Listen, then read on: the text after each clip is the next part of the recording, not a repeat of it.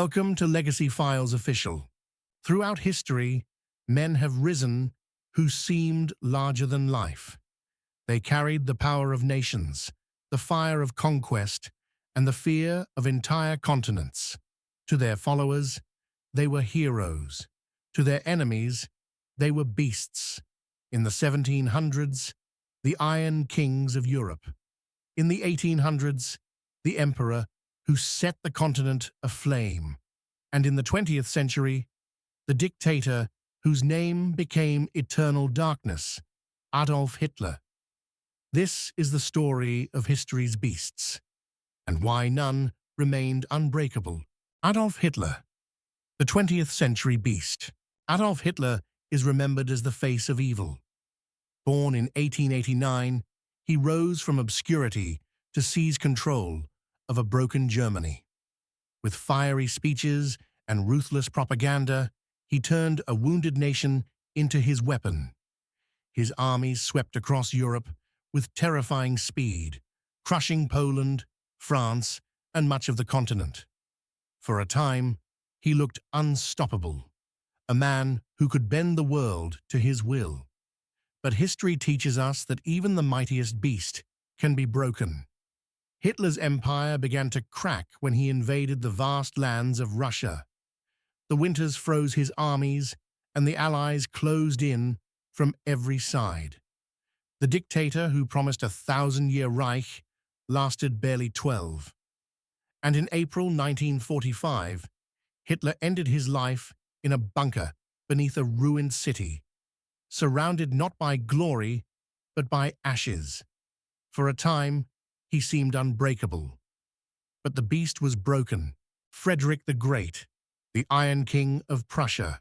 In the 1700s, Europe faced another figure who seemed invincible. Frederick the Great of Prussia. Brilliant on the battlefield, Frederick fought wars against Austria, France, and Russia, often all at once. Against impossible odds, he survived, and more than once he snatched victory from certain defeat. His soldiers saw him as unshakable. His enemies called him relentless. He transformed a small, fragile kingdom into a disciplined war machine that stunned Europe. Frederick believed in absolute control, bending Prussia to his will.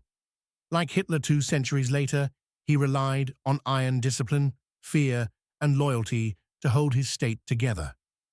But while Frederick's reign expanded Prussia, it also set the stage for future wars that would engulf Europe. A man seen as invincible proved that power alone could not escape the weight of history. Peter the Great, the giant of Russia. Farther east, Russia gave birth to a ruler who was more than a man. He was a giant. Peter the Great towered over his age, both in height and ambition. Born in 1672, he found Russia backward, isolated, and weak. Through sheer force of will, he dragged it into modernity. He built a navy from nothing, raised disciplined armies, and expanded his empire in brutal wars. His enemies feared his rage, his own people feared his punishments, yet all bowed to his vision.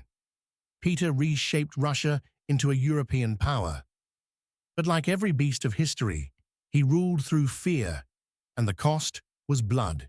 His triumphs left scars that shaped Russia for centuries. Like Hitler, Peter the Great proved that a single man's vision could transform a nation, and break it in the process.